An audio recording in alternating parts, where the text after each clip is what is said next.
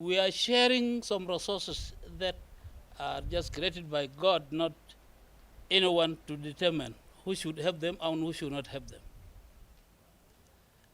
And for some people to know what I'm saying, our neighbors in northern Sudan, which is Sudan of today, some of them spend 4 months in Sudan. In Sudan, 4 months in Sudan, and 8 months in South Sudan. It's something that you can see that we have separated politically, but we are very related in so many ways in life. Let me tell you also that East Africa to Southern Sudan is very important, and very soon after we go, whether we go as an opposition or we go as a government, those who will take over Southern Sudan will be East African students who are schooling in Uganda, Kenya, and the rest of East Africans. They will just mesh with their colleagues from East Africa with hand to hand. We are proud to report to you that we were able to sign a declaration of recommitment to cessation of hostilities and to the Rome Declaration and the Rome Resolution, and we have taken a step and agreed on steps to establish mechanisms and channel of communication for the inclusion of the SOMA delegation into, or the SOMA teams and representative into the evaluation, ceasefire and CITISM, which is Ceasefire and Monitoring and Evaluation Commission, that is monitoring the cessation of hostilities. That is a very important step forward.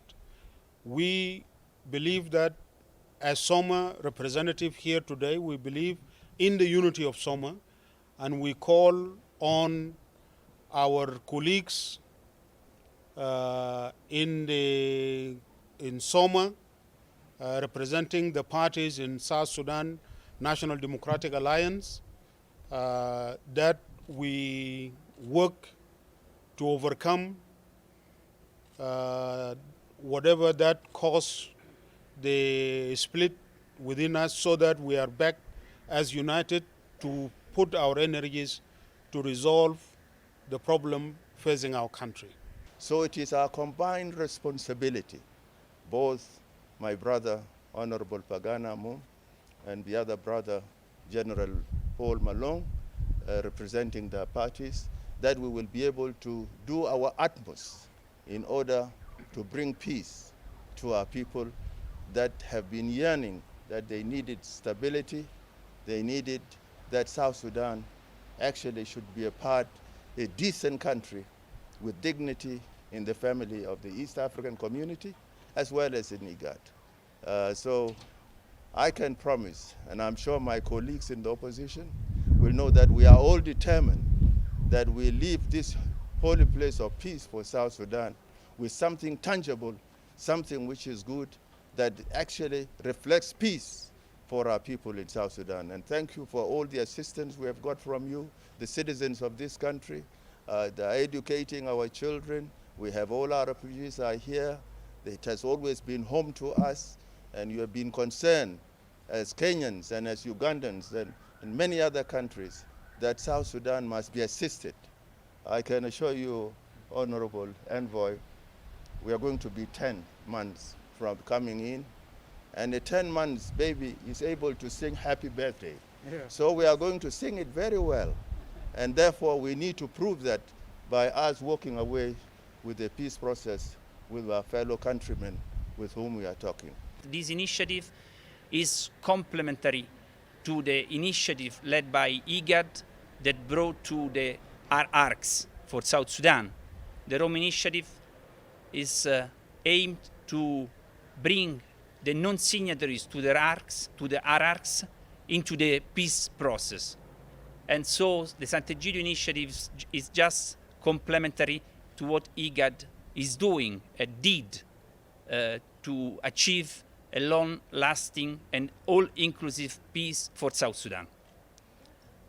In these days, we are here to discuss and to implement the Rome Resolution and the Rome Declaration that were signed at the beginning of 2020.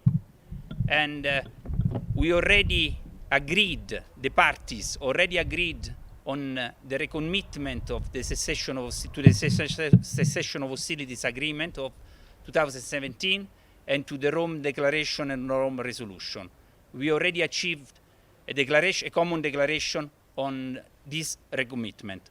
We hope that soon everybody will find it easy to go back home, to Juba, to South Sudan, and to be able to build one solid, most progressive African state. Because as we all know, it's a country endowed with natural resources which are actually unmatched. And so we wish our brothers and sisters in the Republic of South Sudan well.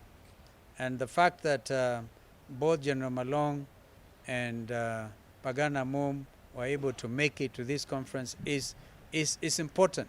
Of course, they're all committing to cessation of hostilities, and the ceasefire arrangements should continue to hold. We pray that the people of South Sudan, particularly the government, the RT-GONO, the revitalized transitional government of national unity, will be able to complete the final stages in terms of, for instance, unification of the armed forces, and also making sure that, of course, President Salva Kiir, I'm sure, like all other heads of state, are very busy fighting this COVID pandemic.